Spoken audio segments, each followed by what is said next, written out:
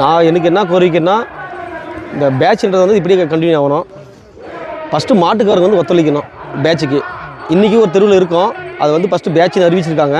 அந்த பேட்சுன்ற போது மாட்டுக்காரர் வந்து கூப்பிட்டாங்க, யாரும் வந்து மாடு உள்ள அதை வந்து மாட்டுக்காரங்க வந்து பேட்ச் வைஸாக விட்டால் மாட்டுக்கும் உழப்பில்லை, மனசருக்கும் உழப்பில்லை.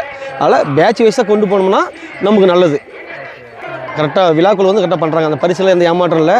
என்ன ஒரே இதுனா வேண்டுகோள் என்னன்னா, மாட்டுக்காரங்க வந்து ரொம்ப தூரம் கஷ்டப்பட்டு வராங்க.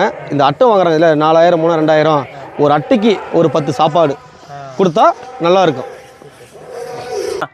விழாக்குழுவுக்கு ரீடிங்கு கரெக்டாக அடிக்கணும்.